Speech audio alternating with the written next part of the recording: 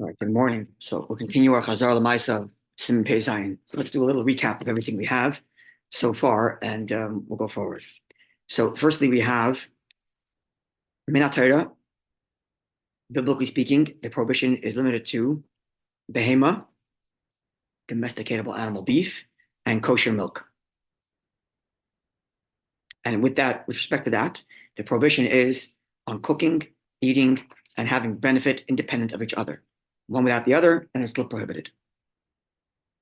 Rabbinically speaking, anything that's okay, next level down would be non-kosher beef with kosher milk, or vice versa, non-kosher milk with kosher beef, in which case the issue is not basar b'chalav, the issue is taruvas.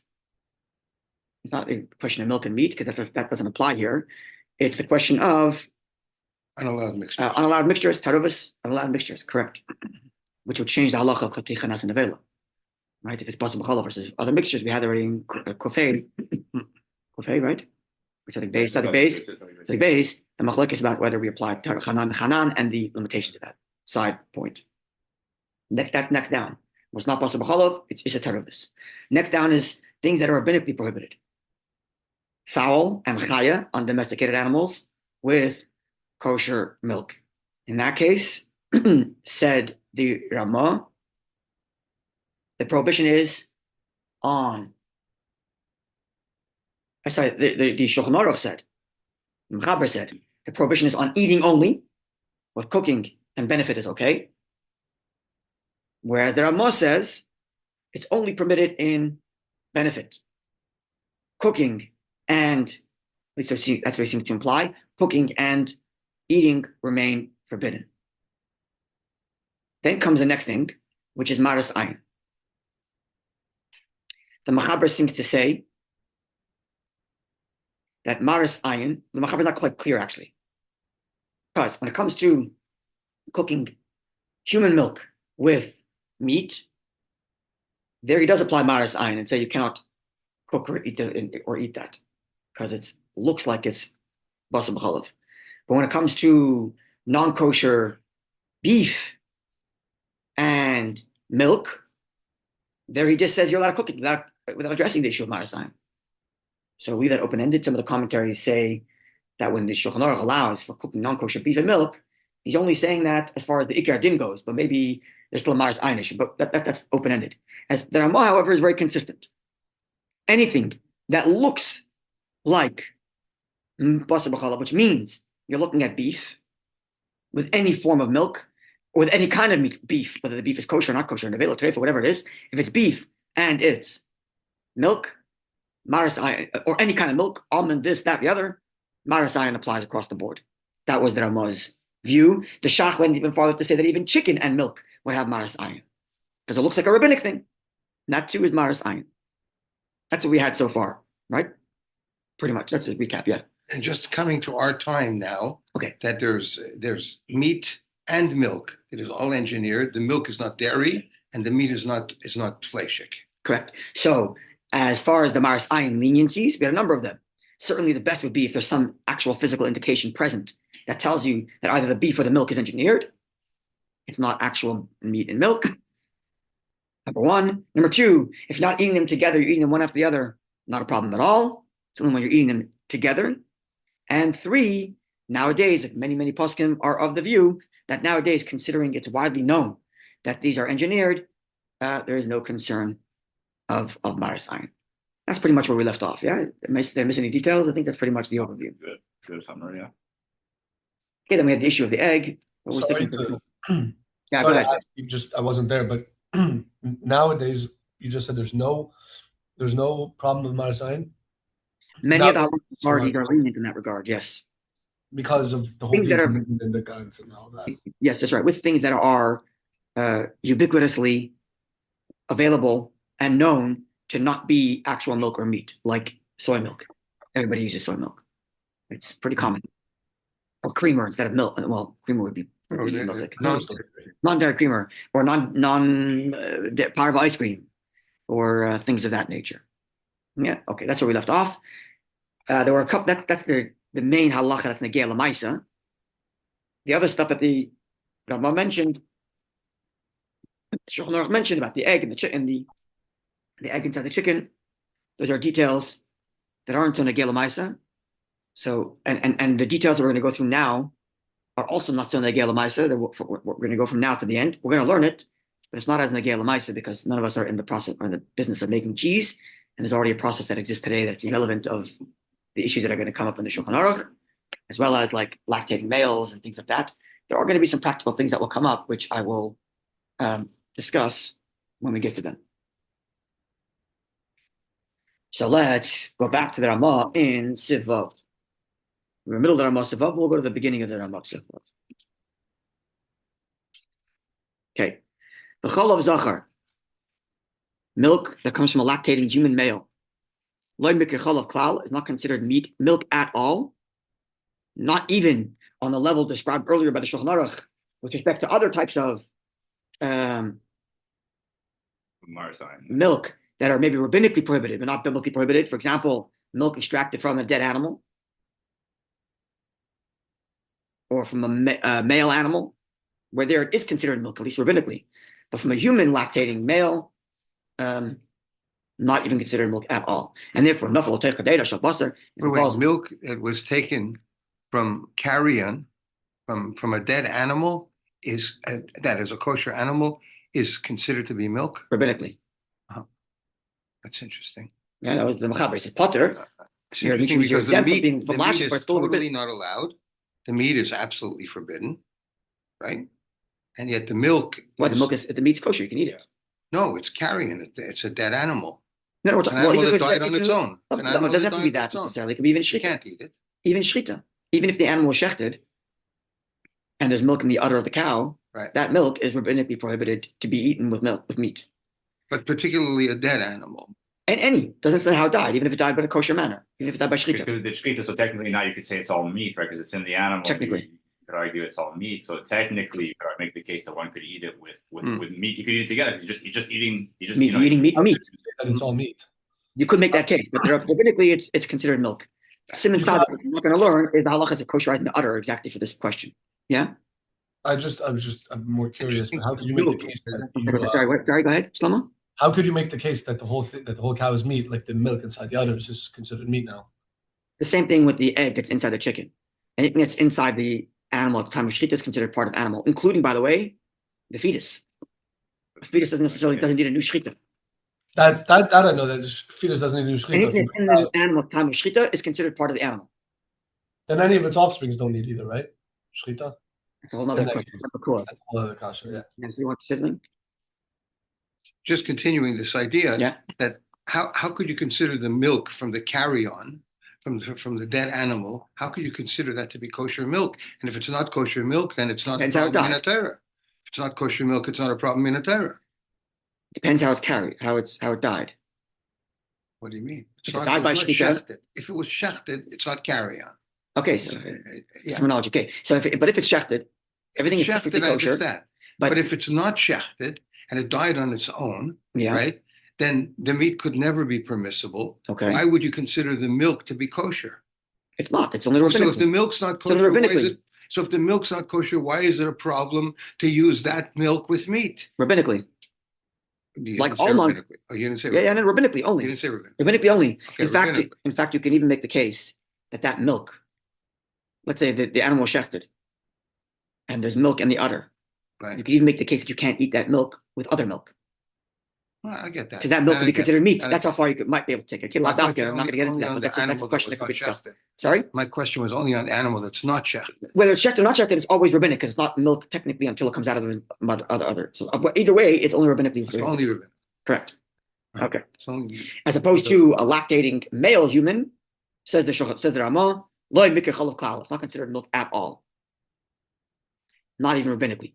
And therefore, if milk from a human male fell into a pot, shel basar of meat, eina oyser doesn't prohibit it at all. Not rabbinically, not biblically. Aval chalav mesa, but milk of a dead cow, whether it was shechted or not, umei chalav, or whether you're talking about the water left behind after the milk has been turned to cheese, they prohibit the food, the meat, just like milk would on its own. rabbinically. Even cooking it together shouldn't be allowed in the first instance. Again, because the Ramah is consistent that if it looks like beef and milk, it's forbidden. Maris ayin. Even cooking. Okay. Yesh those that say next. That's chumrah number one. Chumrah number two. Yesh there are those that prohibit. I'm sorry. There are those that say that one may not stoke the flame under the pot of a non-Jew. So I just thinking about this last night that it could be that the Mechaber doesn't mention it because the Mechaber, Beis Yosef, living in Tzfas, which is a Jewish town with Jewish people, this issue never came up. But there are more living in Poland, with a whole different lots of non-Jews all around. And if a Jew could not afford, like many, not just Jews, most people could not afford to have an oven in their own home, so they would go to a communal oven to heat their food up, right? So in that communal oven, let's say there's this big flame. There's my pot and there's my neighbor's pot, which is non-Jewish. So now I can't stoke the flame under my own pot because I'm also stoking the flame under the non-Jewish pot. And that's what the Ramah is saying here. And again, nowadays, we mentioned the only example with that might apply nowadays is if someone was like working in a hotel or something, non-kosher hotel. And he was asked to turn up the flame on the food that's cooking in the kitchen, in the hotel. So he has no intention of eating it, but in turning up the flame, he's doing an act of bishul, an act of cooking, which we learned is prohibited. Even though in that pot is either meat or milk, not both, or according to the Shach, if that pot has parah food in it right now, nonetheless, I still cannot turn up the flame on that pot. Why? The fishim of chalav, because at times they'll use that same pot for milk, and pamim basar other times I'll use that same pot for meat, which means within the walls of the pot has been absorbed both milk and meat. And when I turn up the flame, I'm cooking it now. You'd have to turn it off. So let's say I just can't do that. I can't do anything. I just can't. I can't turn it up. That's all. But let's say like some let's say they're going to do kosher runs, then maybe after they're going to do non-kosher. Some like if you're like at a factory, maybe they're going to. If you're using their pot, you can't turn it up. Okay. No, you can't do kosher. It's their pots. Their pot. Yeah. If it's your pot, that's no problem. Only your pot. But if you're also turning it up on their pots, you're running into this problem. And then and therefore one who would be turning up the flame, stoking the flame under their pot, may come to cooking milk and meat that's been absorbed in the walls of that pot. That was chumrah number two. Number three, additionally, there are those that write, one should not mix together water which was used without soap in it, just plain water, which was used to clean out a meat pot, and along with water that one has used to clean out the milk pot, and then to take these waters and mix them together, and to give it to your animal to drink, which I guess was something they used to do instead of throwing out that water, which was a precious commodity in many places. Right. The water is just dirty because you cleaned your pot. There's no soap in it. It's completely perfectly healthy for the animal. So they would, instead of wasting it, they would serve it to their animals. Now it says the Ramah, you shouldn't do that. Because you're not allowed to have pleasure from milk and meat, and this water contains both milk and meat. In the fact that it's cleaned out those pots, at least it may contain some milk and meat. Chumrah number two. Chumrah number three. And that was only because there was no salt. There was no soap. Correct, which is why I'm making that point, because when we learn the halachas of Nice and Tam Gam, we're going to address dishwashers. How could you gain pleasure from that? Because now I'm giving my animal water. I'm driving benefit. Yeah. This is like for animal food. This is like people have pets. This is like an example. Yeah. This could be a thing. Well, today no one's saving the water that they're using to clean out their pots. It's running down the drain. But yeah. They further written water that they use to clean out their hair. One shouldn't use it from a non-Jew. Water that they use to clean out their hair. Why is that? Because the oisin may afer sh'al hakira. Because they what they would do was, apparently, they would use burnt out ash as a cleaning product. I guess it would like remove the greases from one's hair or something. So they would like sponge out their hair in ash and then wash it out. Right? So now what did they do? They apparently put ash in their hair. Yeah. To like get the grease off their hair or something and then wash it out. So they would use ash as a cleaning product. I see. Apparently, this is a thing. And since they're not. Oh, now now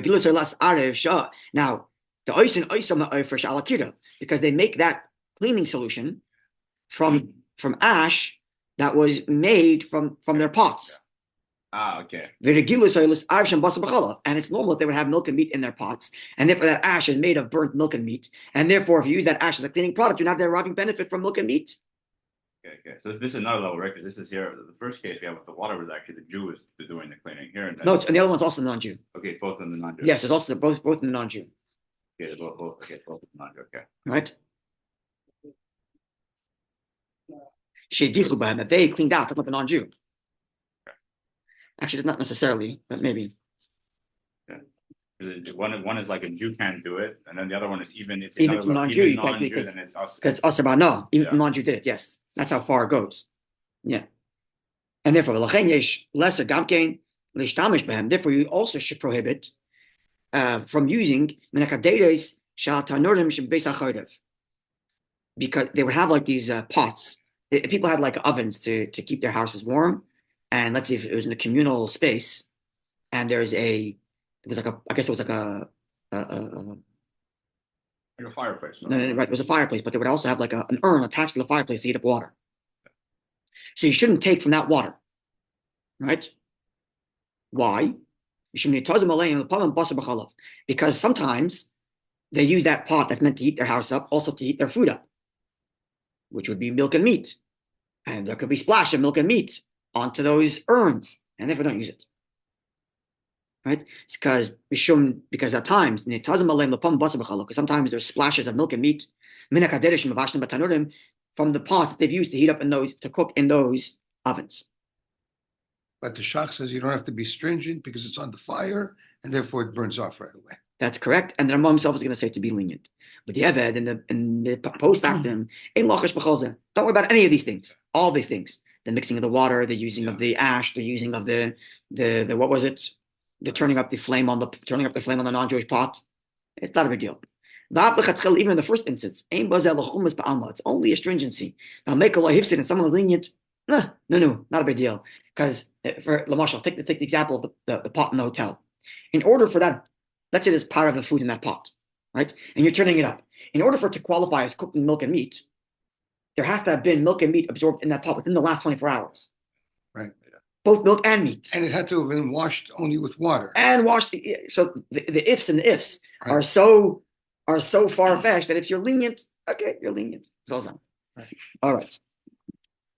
Are there any practical things that come out of this? So this is not based on loss. This is, in other words, like not even on loss. The boy had the pot next to your pot, and he would appreciate very much if you stirred the pot because it's going to burn on the bottom. So you stirred the pot, so you do him a favor. And that, no. Okay, if it wouldn't be happening, you wouldn't do it. But correct. Yep. It's not a question of loss.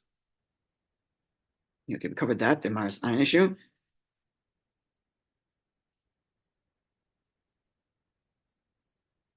Okay, we went through that. Okay, that as well. Okay.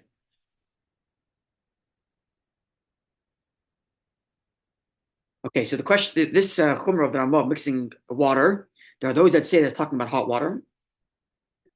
Mixing water? Mixing the water that was used to clean out the meat and mixing water that was used to clean out the milk, and then mixing it together to feeding it to the animal. There are those that say that the issue is only when it's hot, and then mixing it together is prohibited in benefit, and therefore couldn't be given to the animal. And others say that it's talking about cold water,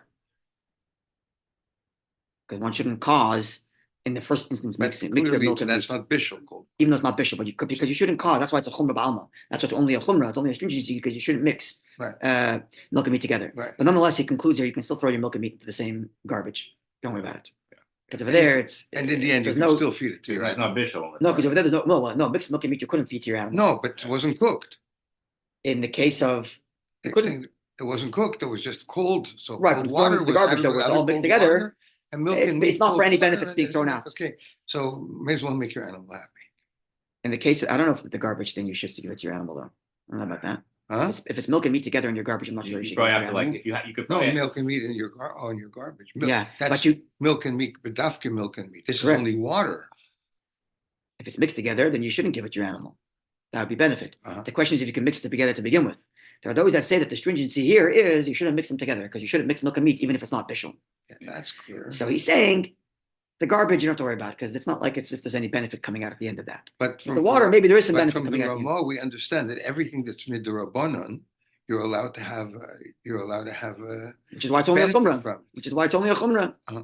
But if it was hot, No, if it was then hot, maybe so that's more. what I'm saying. It, when But it that's was a cold, machlekes here. it was cold. that's what the machlekes is here. Because others say it's limited to hot when there's like a real issue.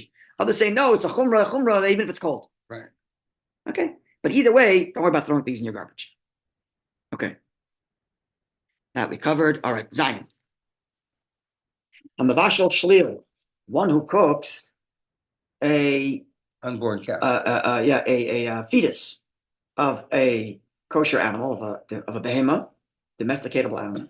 The chal of a milk, chayav is liable. Liable means liable for lashes. That is biblical. The chen of oichol, and so too with one who eats it, and the same thing would apply to benefit as well, because that's considered full meat. But a mavashal shliya, one who cooks the membrane, it's called the placenta, right? The birthing sac, Right. of the animal, or he cooks skin, the hide of the animal, the gidim or sinews, vatzamos or bones that don't have marrow. If they have marrow, it's considered meat. But bones alone, the ikre karnayim v'tlafayim harakim, and the root of the horn and the hooves, which are soft, so it's close enough to the meat. Yeah. So it could be edible. Then potter, you're exempt. And it's mixed with milk. And it's mixed with milk. Yeah. Then you're exempt. Uh-huh. Potter, and one who eats it is exempt. Whenever we have the term exempt, it means rabbinically prohibited, but exempt from biblical obligation, exempt from lashes. Uh-huh. So things that are from the animal but aren't beef are prohibited only rabbinically. So wherever it says potter, it means Potter avalasa. potter of alos. Exempt from lashes, but Right. You shouldn't do it because there are Right. sages Right. prohibited. Right? Minatera, it's potter. But the rabbanon, it's still. Yes, but bones.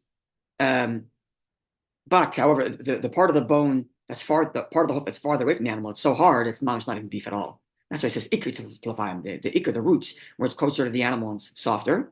Now, when it comes to, let's say, chicken bones or marrow that's in the bone, that's considered full-on meat. Chicken bones are broth is it's edible. It's Right. The ones that are very soft. They turn it into gala. Right. That's full beef. That's full meat, I should say. It's not beef here in the case it's fowl, but still. Okay, ches. Yesh mish omer. There are those that say,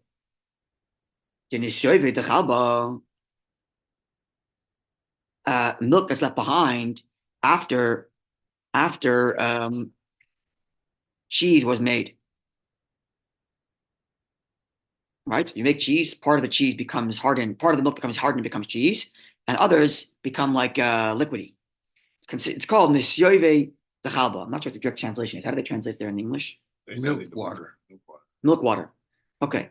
So there are those that say, Eina b'chal mei chalav. It's not considered part of milk water. Right? It's not, that's a mistake.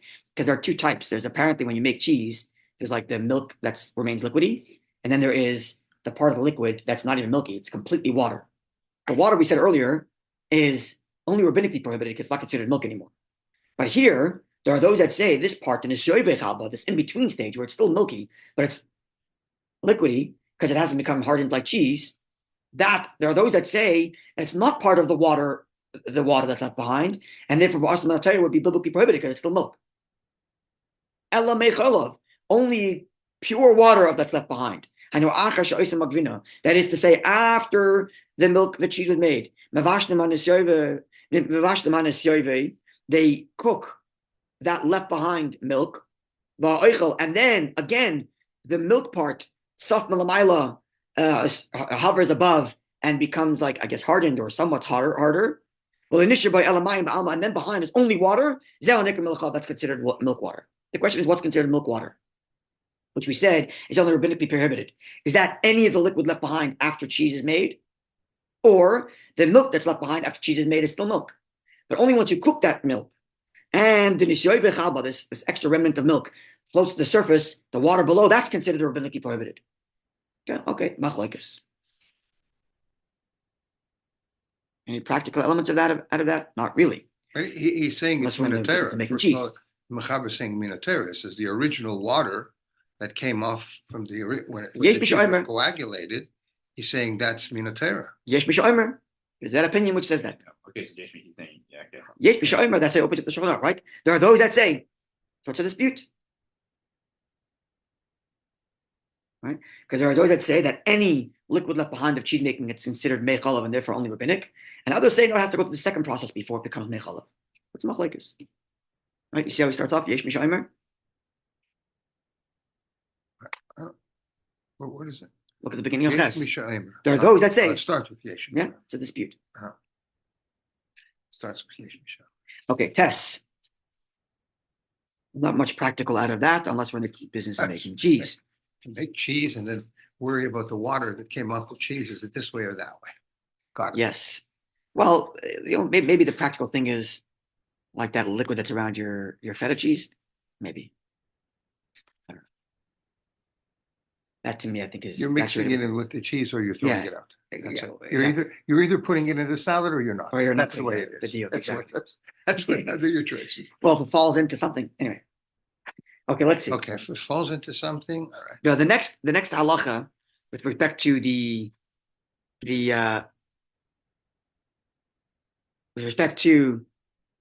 making cheese out of milk that's left behind in the animal in the rennet is going to have actual practical application that I didn't even think of when I read the Sefer. I was like a light bulb went off in my head. Wow, that's interesting because it could be very practical.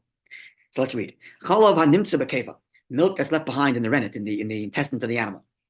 So that is to say, you're shechting a calf, and I don't know, an hour before you shechted it, this calf drank milk from its mother, directly from its mother. And now you shecht the calf, and you open it up to prepare it for eating, and you find milk in the rennet. So is it milk? The rennet is the lining of the stomach, right? Yeah, it's in the stomach, whatever it is. And the keva is actually the whole stomach. It's anywhere in the intestine. Yeah? Rennet is the whole stomach. In this case, keva means the whole intestine. So you find it in the intestine. Now, is that considered milk or not? It's similar to the question of the milk you found in the udder. It's still in the animal, so maybe it's not milk. It's considered meat. But in this case, well, maybe it hasn't been processed yet enough. It came from it came from the milk of a mother, and certainly before the calf drank it, it was considered milk. So maybe it hasn't been absorbed in the animal enough, and therefore it should be considered milk. Okay, so machlokes Ramah and Mechaber, which means it would be no problem. Which means it would be no problem. So we have a machlokes that the Mechaber actually mentions, and the Ramah rules according to the more stringent view, namely. So einei chalav, it's not considered milk, says the Mechaber, the first opinion. And you can cook meat with it, no problem. Putting aside marasayin. Right? Putting aside marasayin. But you could cook it with milk, with meat.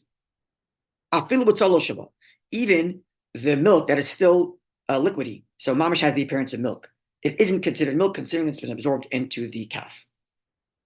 There are those that prohibit it and say, unless it's become solidified, and now it's become what's called peresh, it's become what's called excrement, basically. Right. It's still considered milk if it's liquefied. So, to summarize, if it's become hardened in any way and it's become peresh, it's become a kind of excrement, everybody agrees it's not considered milk, and you can eat it with meat. However, and that's through cooling that it becomes peresh? No, through the process of digestion. Through the process of digestion. Through the animal's process of digestion, yeah. So what makes it recognizable? What's when you open it up, you look at it that way. You open it up and look at it. Okay. You open up the lining and you see milk in it. Is the milk liquefied? It's still liquid. Right. Then the first opinion of the Mechaber would say no. I don't care if it's liquefied or not. I don't care if it's liquid or not. Right. It's in the cow. It's not considered milk. Second opinion says, well, actually, if it's liquid and it hasn't been properly digested by the animal yet, it's still considered milk. That's second opinion. Right. And the Ramah rules according to the stringent view, which means liquid milk that's still liquid, having been extracted from the animal's intestines, is still considered milk, according to the Ramah. Now, here's the practical application. Is that clear? That's a stringency? He's being more stringent because the other view says if it's in the calf, it's not considered milk, even if it's completely liquid. The first opinion of the Machaber. Okay. That it's always considered, it's never considered milk, considering that's in the animal. That's the Machaber's opinion.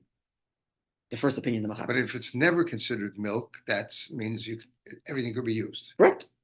Because it's in the animal. And according to the Ramah, if it's liquid, then it hasn't been absorbed by the animal properly, and it's considered milk. Even though it's in the animal. And then it's a problem. You can't cook it with meat. Now, here's the interesting application that I did not think of. We have that with humans, babies. Baby drinks milk. Nature of babies to spit up. And oftentimes when a baby spits up milk, it is still completely milk. Right. So that machlekes would apply right here. The Machaber would say it's been in the baby, it's no longer milk, it's part of the baby's perish. It's perish. It's part of the baby's excrement. It didn't come out the other side, it came out the mouth, but it's still considered excrement. Right. Doesn't matter. Then Ramah would say, hold on a second, if it's still liquid and it's like milk, then it's milk. So if mother's cooking, holding the baby at the same time, right. And the baby spits up the milk that the baby just drank, and some of that milk goes into the pot, you have a real problem here. You have a real problem either way. You have a real problem. Either opinion, nobody wants to eat that. Okay, got it. You have a cautious problem. Back up on. I thought it was a little enlightening in terms of the practical application of a halacha. I didn't think it had any practical application. All right, Yud. Now we come to the question in the question of now using either the milk that's in the rennet, Yud, or the rennet itself, Yud Aleph, for the production of cheese. Because the rennet itself, apparently, has some sort of acidity to it that, or whatever the element is, I don't know, that causes, what's the word? Curdling, correct. So let's see. That's cheese like cottage cheese. It's curdled. Before we were talking about solid cheese. It could be any cheese. I don't know. Apparently any cheese. Coagulate. There's coagulate and there's curdled. Okay, I don't know what the difference is. So I think coagulate means hard cheese and curdled means soft cheese. Okay, so in this case it means either. Either, apparently. It means either. Either. I'm not proficient in the process of making cheese. I'll take your word for it. But here it means any. So, says the Shulchan Aruch, this milk that we just described that was found in the New Testament. The Ramah adds an important point. In the first instance, don't leave it in there to the point that the milk's not going to become cold there. Why is that? Because in the Machaber's view, in the Ramah's view, we just finished saying, the Ramah's view is that milk that's in there, if it's still liquid, is considered milk. Mm-hmm. The rennet that it's in, it's considered meat. You leave it in there long enough, it's going to become kavush kamavushal. It's going to become pickling is like cooking. Right. And because there's an acidity there, the pickling happens faster than after 24 hours. And therefore, you should extract that milk right away if you want to, or actually, period. Otherwise, you may not be able to eat the rennet either. If you want to have the kishke from that animal, you have to remove that milk right away. Okay, but in the post factum, ein lachosh, don't be worried so much until such time that it was salted. Because once it's salted together, now you have a real problem where the milk that's inside the rennet and the rennet are mixing flavors. Okay, and then or if the milk and meat sat together for a full day, then for sure it's kavush kamavushal, where the milk and meat have mixed flavors, and therefore aser lahamid boy. You cannot use that milk to then cause the process of cheese making. Take that milk and put it into other milk, and with the acidity, whatever it has, it causes the cheese to harden. Because here, that milk is really chanan. That milk has become chati chanas and avela because it's absorbed from the rennet. If it was left in there after salting, or if it was left there after 24 hours, certainly, or even if it was left there a little bit in the first instance, you shouldn't use that to make cheese because now the flavor of the chanan of that milk is now going into the cheese that you just produced. Continues the Rambam. Now, if you make cheese out of it, yeah. So now, what's the halacha of the cheese? If it was liquefied, the milk that you extracted was completely liquidy, then it prohibits all the cheeses. We're saying chanan. It's chanan, right? Until such time. Didn't the Ramah consider that liquid milk in the stomach was not a problem? It's not a problem because it's still considered milk. It's still considered milk. So it's still considered milk. What is your problem? Because you left it inside because you left it inside the rennet. Oh, if it curled with it. I see. No, because if you extracted it right away and curled with it, you'd be fine. That would be fine. But because you left it in the rennet and it absorbed in the rennet, or you salted it with the rennet. Right. And so now it's chanan. Now it's a problem. So you put it in, you use to put it into the cheese. So you have to have now in the cheese that you're producing 60 times against that milk. Right. So and therefore if you had in the cheese, in the milk that you produce the cheese out of, you had 60 against the milk that you used to make the cheese, then everything's permitted. Okay. But if the milk that was inside that rennet that you used was not liquidy, it was hardened. So now everybody agrees that it's peresh. Even the Ramah will agree it's peresh because it was hardened. It's before you used it before you extracted it to make the milk. So it's true it absorbed from the meat, but it isn't basar b'chalav itself. Right. It doesn't prohibit everything. Even if you didn't have 60 times the amount of the milk that you took from the keva. Why is that? Because it's considered peresh, and because it's considered peresh, in the second instance, we don't even treat it like food, that it would cause anything else to become awesome. In the post factum. In the first case, you shouldn't do that, but in the post factum, we're going to be okay with it. Okay. Now, if to begin with, before you extracted when the behemoth was first shechted, right, that milk was liquidy, the nikrash, and now it became hardened before you actually used it to make the cheese. Yesh lo din solo. It still has the law of milk, of liquid, because it had a time before it hardened where it absorbed the flavor of the rennet of the meat, and in that time it became nevela. And the fact that there it became hardened doesn't undo the fact that it's a nevela. Doesn't undo the fact that it itself was usher, because it was milk that absorbed meat at a time, as opposed to in the case where to begin with it was peresh, where it never was milk and meat. But yesh makilim bazeh, there are those that are lenient in this regard because now it's no longer milk and meat, because now it's peresh. And in a case of major loss, be lenient. Again, these are not major practical applications to these halachas.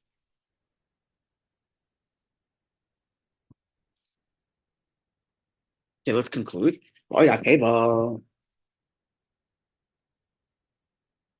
Hide from the animal, leather from the animal upon them. There are times where they salt them, and they dry them out, so much so that any liquid or any the word I'm looking for, any liquid that was left behind in there is extracted, and that's the it becomes hard like wood, like the leather on the bottom of your shoes. All the moisture evaporates. All the moisture is gone.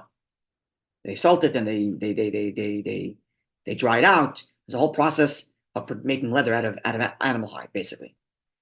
Nasaka 8, it's hard like wood. Your shoes.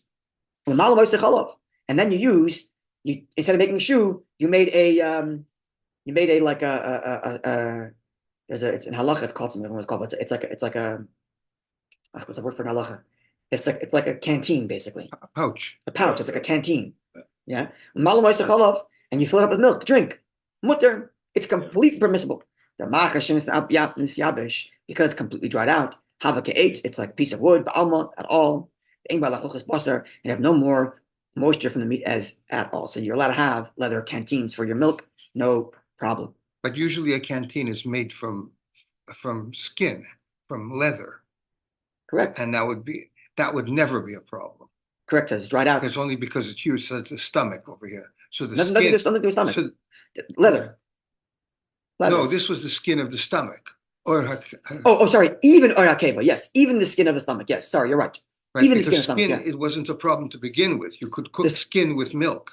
Rabbinically, we said it was forbidden to eat together. So, rabbinically, we said it was forbidden. You can't. But right? I'm saying, Minatera. Yes, but here it would have been biblical. Yes, you're right. I'm sorry. Here in this case, it would have been biblically usher if before it's dried out. Right. But now that it's dried out, it's completely fine. Right. And there are those that take that because of that. There are those that say that it even applies to meat.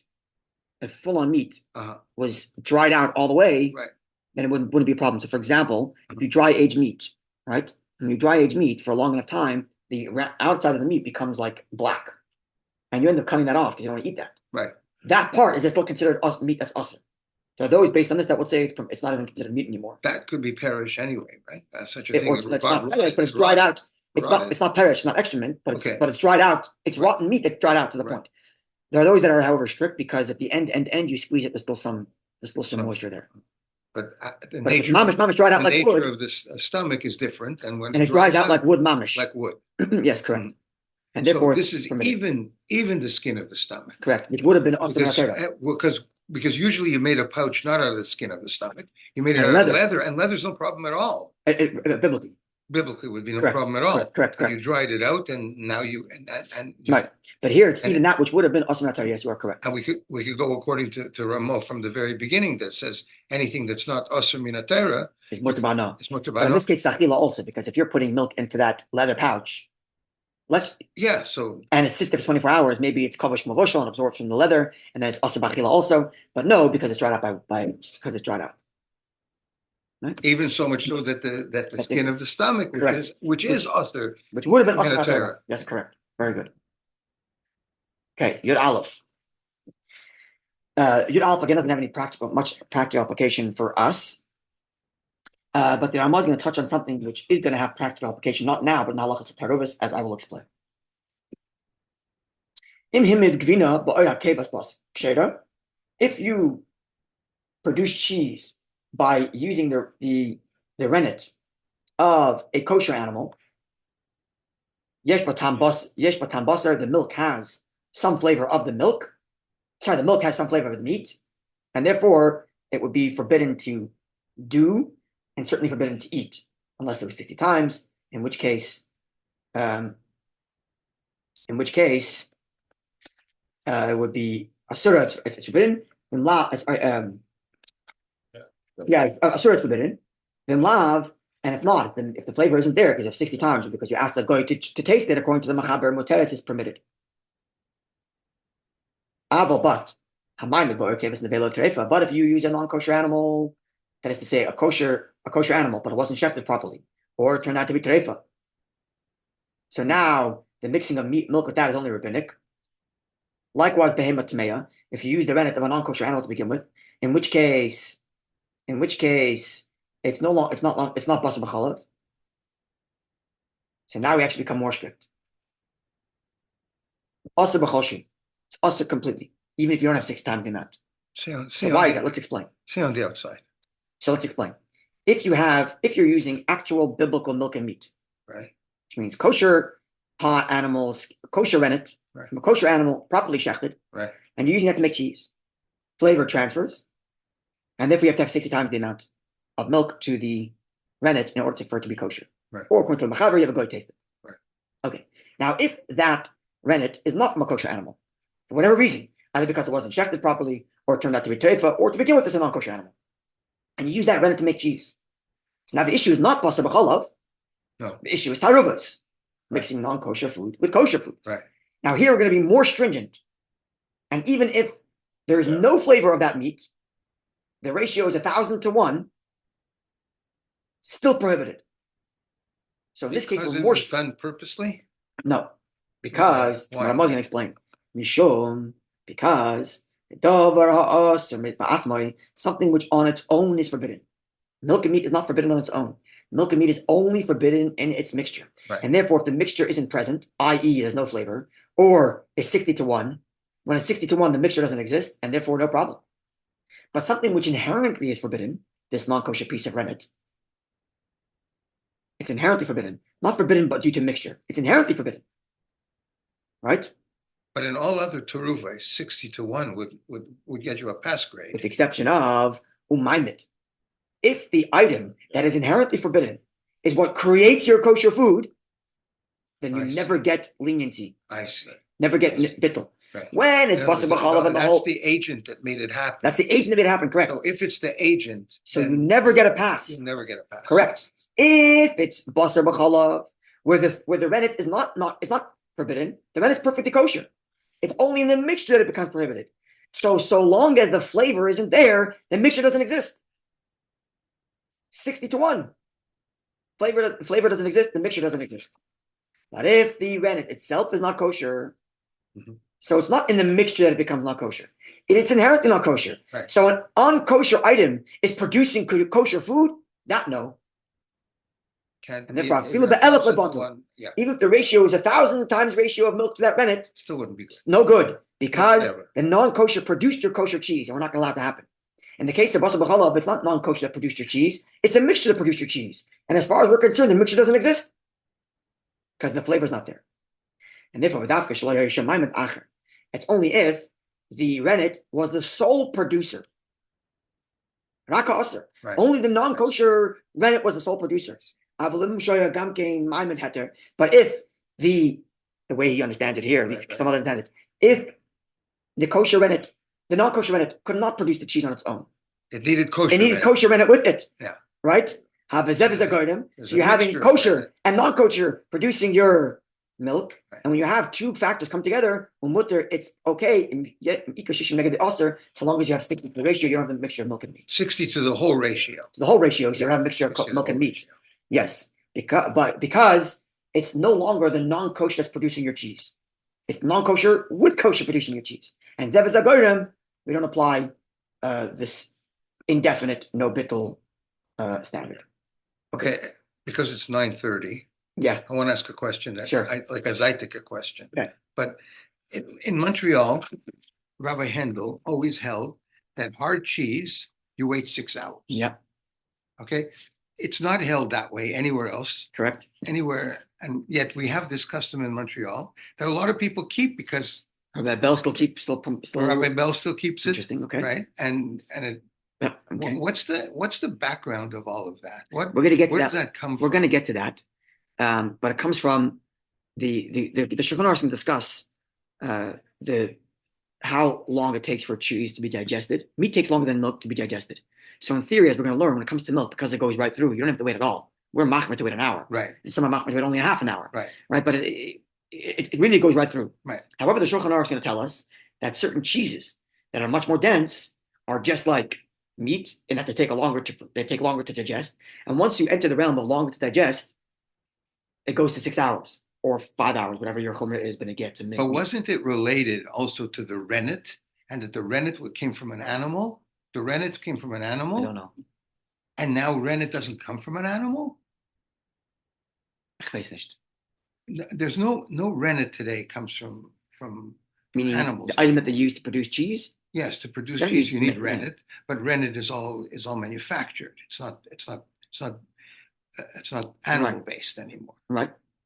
This didn't enter into anything that had to do with the cheese. Not that I'm aware of. If you find out more, let me know. Cheese. Not that I'm aware of. I don't know. Why is there a difference between Montreal and why is there a difference between Rabbi Hendel / Rabbi Bell? I think just because all the other rabbanim. I don't know. If you find out more, you tell me. But what I remember from hearing about this the first time was that it came down to their understanding of what's considered cheese that the Shulchan Aruch describes as that which takes 6 hours to digest. That's what I thought it meant. Maybe something else. You tell me. I don't know. That's what I always thought it came down to. So came down to what do we consider cheese that the Shulchan Aruch prescribes takes longer to digest, or takes the whole digestive process. Between a half an hour or an hour wait and 6 hours, there's a huge difference. I know, but see, because that's the funny thing. Because as we're going to see, as far as the raw halacha goes, either your stomach needs to digest it and it goes through the whole process, or it's so liquidy it doesn't need to digest at all, it goes right through. In which case, you can eat meat right away. Okay, we're machmir to wait. Yeah. But once you say that the stomach needs to digest it, okay, you got to go through the whole process of the digestion. That's what it comes down to. We're going to see in the show. Yeah. So it's either zero or like full digestion. So as far as you knew, the rennet had no bearing. Yeah. I haven't read or discussed this or read about this recently, but if you know more, tell me. I'd be happy to I hear. don't know, but it's worth knowing. Sure. I don't know. It's definitely worth knowing. I know we keep it because we're from Montreal and, okay, so we wait 6 hours after pizza.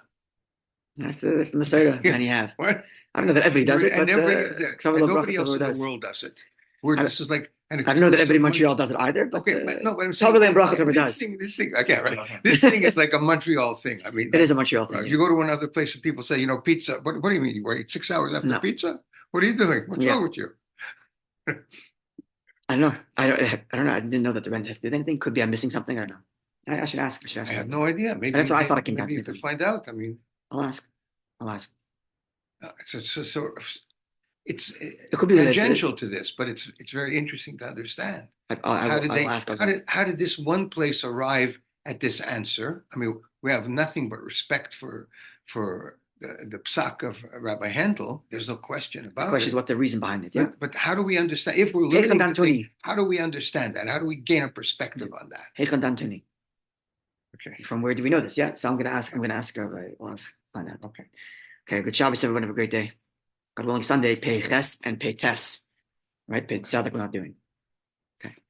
Thank you. Good Shabbos. Tzaddik was the chal, that udder. Had to kosherize the udder. Had to like extract the milk. Yeah. That was left behind in the udder. Not U'LeMaaseh in a very complicated sugya. Okay, have a good, wonderful day, everybody. Good Shabbos.